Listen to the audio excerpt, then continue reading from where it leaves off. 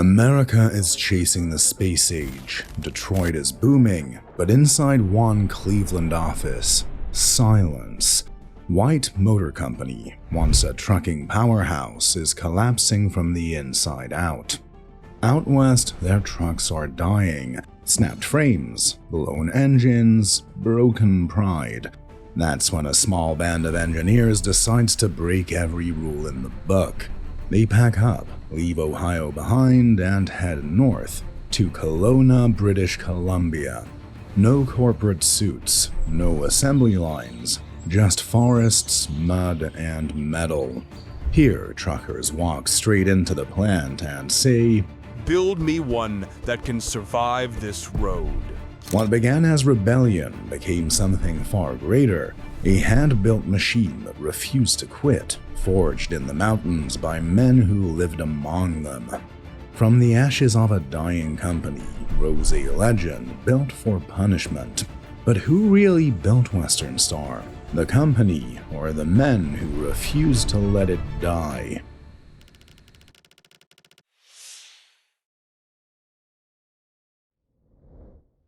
White Motor Company's leadership recognized that conventional approaches would fail in this specialized battlefield.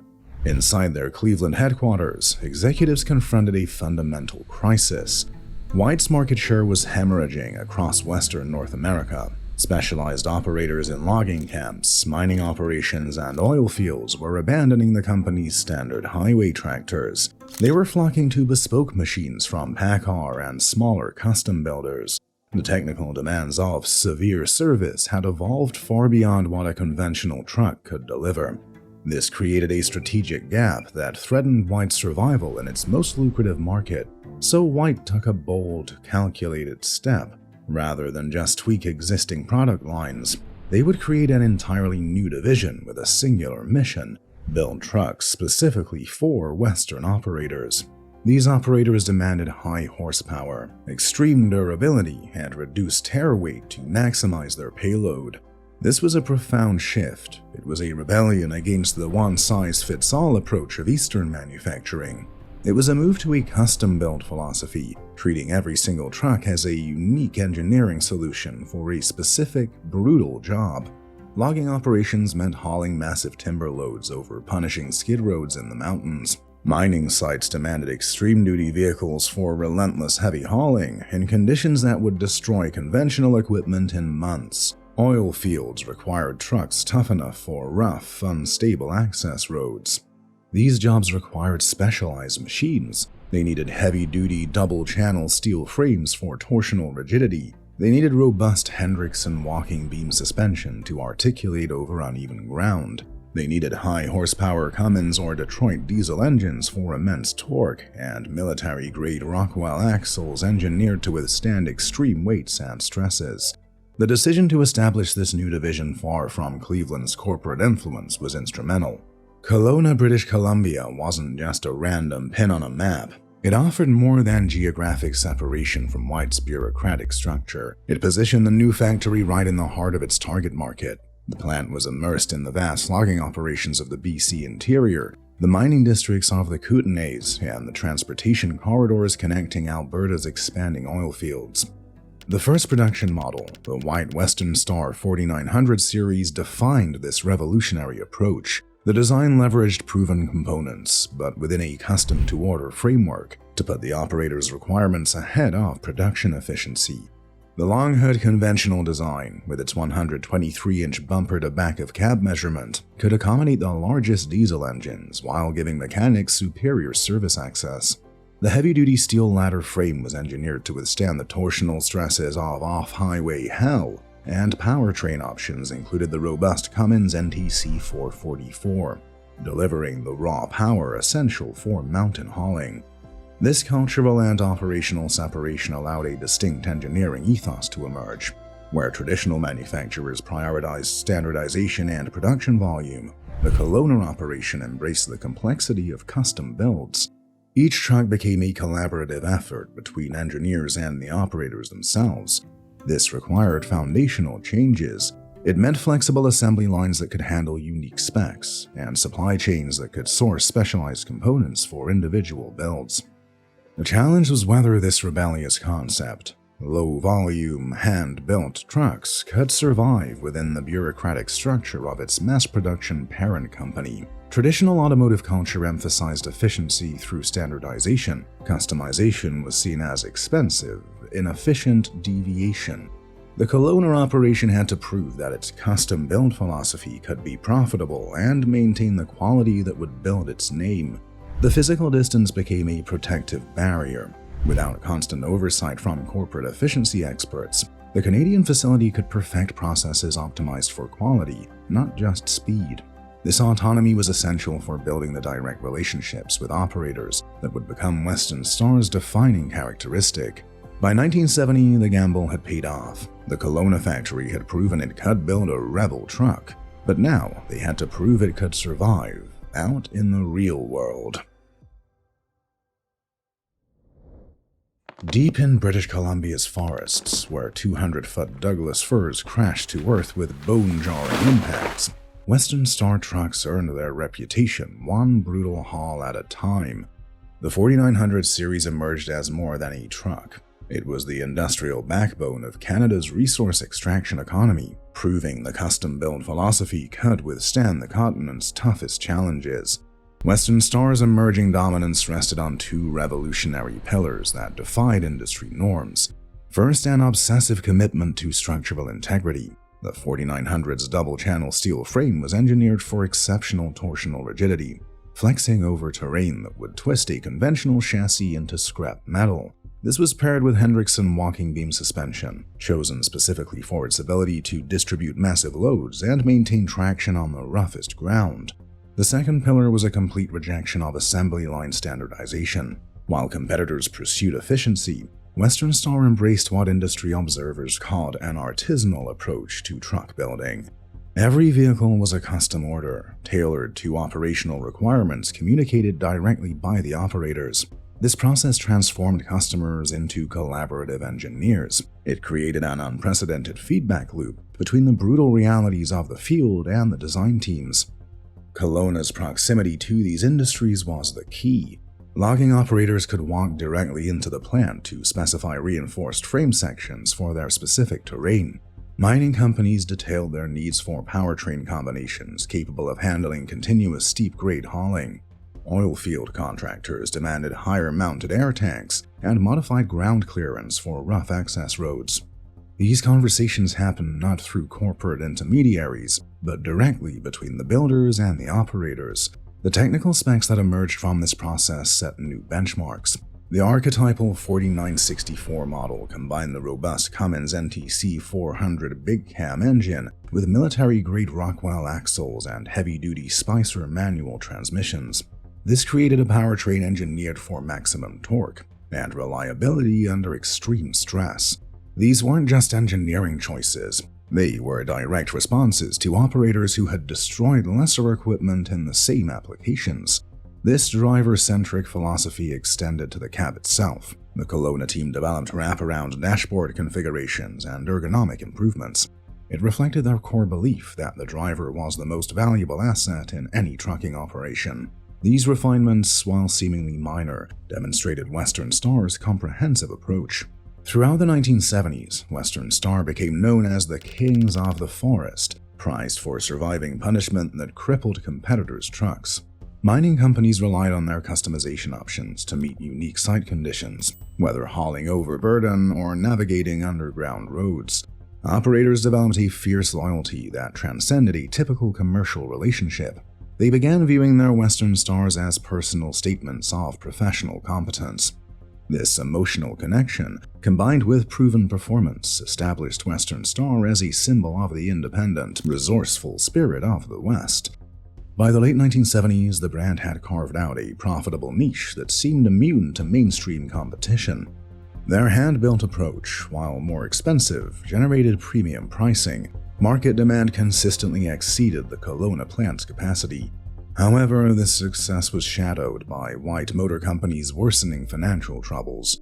The disconnect between Western Star's specialized success and White's corporate decay created a vulnerability.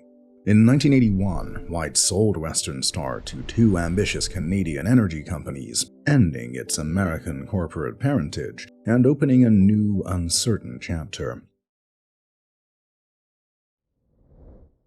The new owners harbored ambitions that extended far beyond BC's forests. Their first target was Australia. This was a continent where massive road trains hauled over 100 tons, demanding trucks engineered for conditions that made North American logging seem tame by comparison. In 1983, Western Star Trucks Australia was formed. It was a partnership with two industry veterans, Terry Peabody and Bob Shand, who had acquired engineering assets from White's collapsed Australian operations. The venture was both a strategic opportunity and a logistical nightmare. Australian road trains, some exceeding 150 feet in length, operated across thousands of miles of remote outback. The extreme heat, punishing distances, and massive payloads created an environment where Western Star's custom, durable engineering could prove decisive. Starting with just 8 employees in a small facility in Wachal, Queensland, the Australian operation began assembling trucks from completely knocked down CKD kits shipped from Kelowna. Australian spec Western Stars needed much larger radiators and enhanced cooling systems to cope with ambient temperatures that could exceed 50 degrees Celsius, 122 degrees Fahrenheit. The chassis required reinforcement beyond North American severe service specs to withstand the torsional stress of multi-trailer road trains.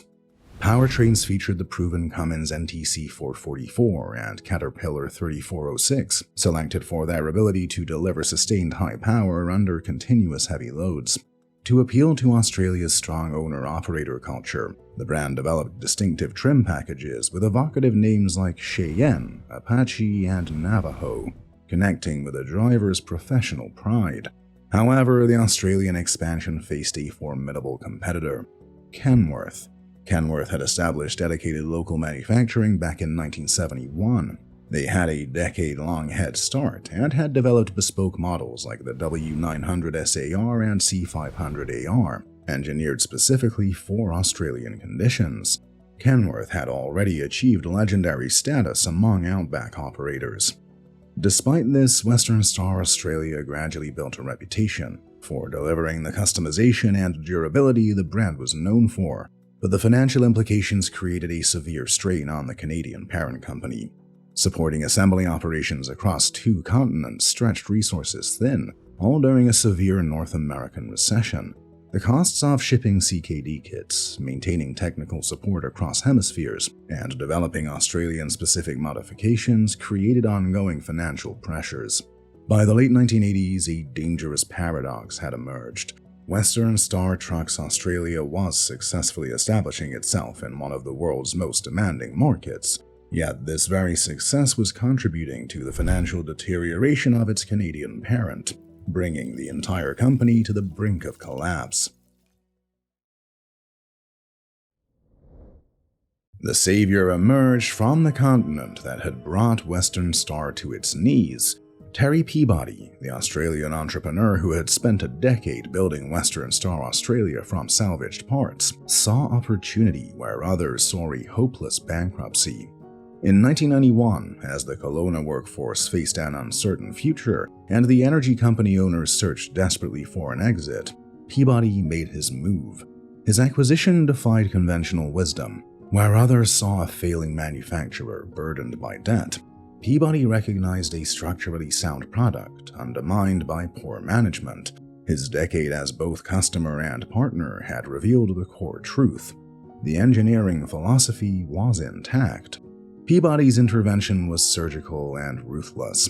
Within 3 months of taking control, he implemented operational reforms that eliminated $1 million Canadian in monthly manufacturing costs. This wasn't a gradual restructure, it was a complete reimagining of production efficiency and supply chain management. The Kelowna facility, which had operated under the constant specter of closure, suddenly received significant capital investment and modern manufacturing techniques adapted from Peabody's successful Australian operations. The financial transformation was stunning. The company that had posted a $12 million loss in its final year under the energy companies achieved a $3 million profit on $300 million in turnover by 1991. This marked the beginning of a systematic expansion. By 1996, annual turnover had more than doubled to $730 million, and profits soared to $40 million. The numbers proved that Western Star's core value, hand-built, customizable heavy-duty trucks, could thrive under competent management. Peabody's vision was crystallized in the new Constellation series. These trucks represented a significant advancement, incorporating contemporary aerodynamics, electronics, and powertrain tech, while preserving the brand's legendary durability. The galvanized steel cabs remained, but now featured improved ergonomics and modern comfort. The hand-built customization process continued, but with enhanced precision manufacturing that reduced production time without sacrificing personal attention. Skepticism within the trucking community was unfounded. Logging operators discovered that improved aerodynamics and electronic engines delivered better fuel economy without sacrificing pulling power. Mining companies found that enhanced cab isolation and climate control reduced driver fatigue on long hauls. Drivers embraced the blend of traditional ruggedness and contemporary refinement. Peabody didn't stop there. Strategic acquisitions expanded Western Star's capabilities. The purchase of Orion Bus Industries and ERF Trucks created a diversified portfolio that leveraged Western Star's engineering expertise and established a manufacturing presence in the U.S. By 2000, Western Star was a global commercial vehicle player with $1.3 billion Canadian dollars in turnover. Industry watchers took note. A specialized manufacturer could compete with giants through engineering excellence and smart management. But this success, this visibility, brought new and dangerous risks. The late 1990s trucking industry had entered an era of unprecedented consolidation. Corporate giants like Daimler, owner of Freightliner, and PACCAR were systematically acquiring smaller competitors. The strategic calculus was ruthlessly simple. Absorb quality brands, eliminate redundant operations, and dominate market segments through sheer economies of scale. The competitive landscape was no longer a collection of independents. It was a battleground of multinational conglomerates. Western Star found itself in a precarious position, one of the last independent premium truck manufacturers in North America. Peabody's turnaround had restored the company to prominence, but this success paradoxically made it a more attractive acquisition target. Its severe service expertise, loyal customer base, and proven manufacturing capabilities were the exact assets a global corporation would covet. The company's value became even more compelling through its success in securing prestigious military contracts. Western Star won the contract for the heavy logistics vehicle wheeled for the Canadian Department of National Defense. It also won contracts to supply heavy engineer support vehicles to the U.S. military. These defense contracts were more than just revenue. They were external validation of Western Star's engineering prowess. They proved the company could meet the rigorous performance standards of military procurement, demanding exceptional reliability under extreme conditions. For global conglomerates seeking to expand their own defense contracting, Western Star's military credentials made it strategically irresistible. The consolidation pressure intensified as competitors vanished. Independent manufacturers faced an impossible choice: sell or be crushed by the economies of scale they couldn't possibly match. Freightliner CEO James Alhebe articulated the strategic imperative, calling Western Star the last of what we could call the minor major players in the heavy truck business that will be available in North America. His statement revealed the calculated nature of the hunt. Western Star was the final piece on the board. The inevitability became clear. In 2000, Daimler Chrysler's Freightliner division made an acquisition offer that Terry Peabody could not refuse. The deal was valued at approximately $670 million Canadian dollars, with a total enterprise value of around $1 billion Canadian dollars including debt. The premium price acknowledged Western Star's dominance in vocational segments and its deep appeal to owner-operators, markets where Freightliner sought to strengthen its grip.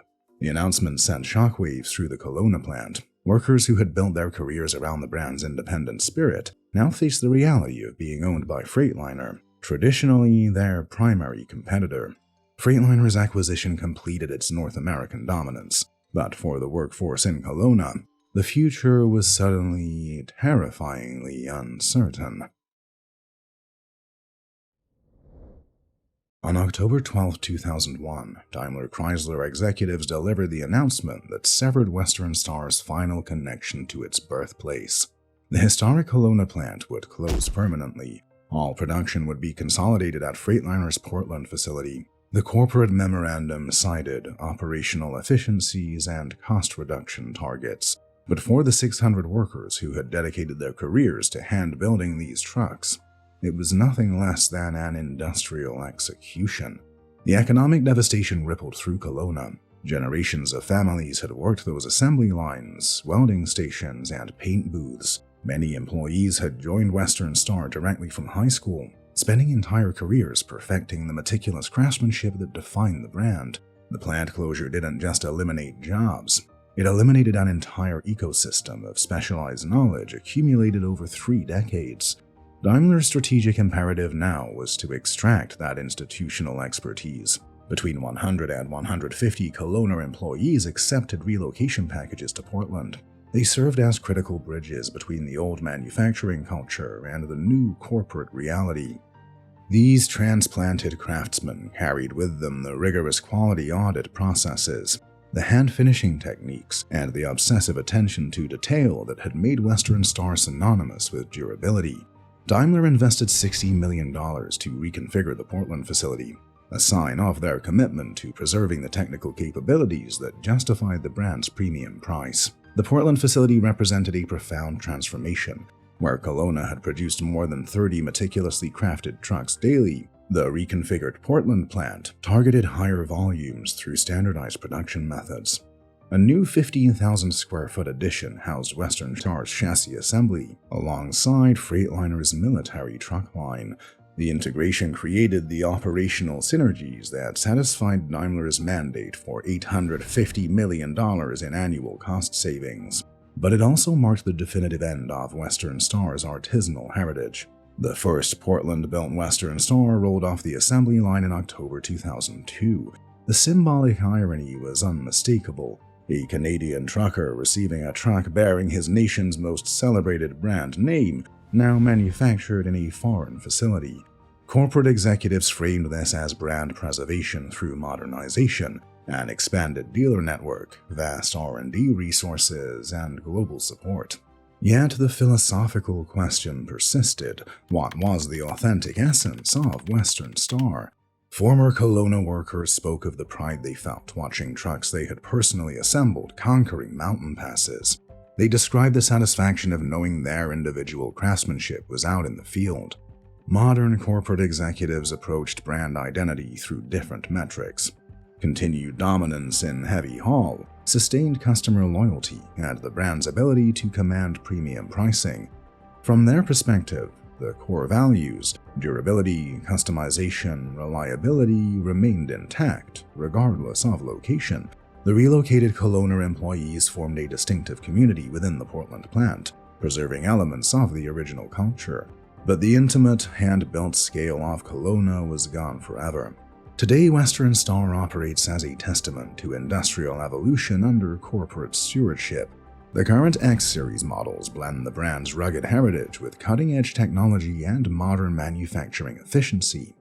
Western Star's 39.5% sales surge in 2024 crowned them among Canada's best-selling truck manufacturers, a clear sign that a legacy brand can thrive within a global corporation. The transformation from a rebellious, hand-built pioneer to a high-volume manufacturer reflects the broader story of heavy-duty truck industry consolidation. Yet, Western Star's journey raises a deeper question that echoes across industrial history. When a brand is absorbed by a corporate giant, is its essential character preserved or reduced to a badge on a machine?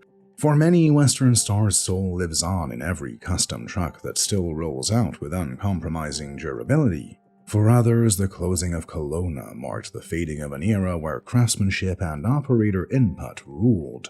What remains undeniable is the brand's impact. A company born from rebellion that built machines to survive and thrive in the harshest conditions. Western Star's story is not a closed chapter. but an ongoing case study. And it asks whether the spirit of innovation and defiance that forged Western Star can continue to burn bright beneath the polished surface of global corporate strategy. The legacy of Western Star is still being written by the men and women who drive these trucks into the wilderness and across the continent every day. But Western Star wasn't the only rebel. Their biggest rival, Kenworth, had its own incredible story of conquering the impossible. To see how they did it, click the video on your screen right now.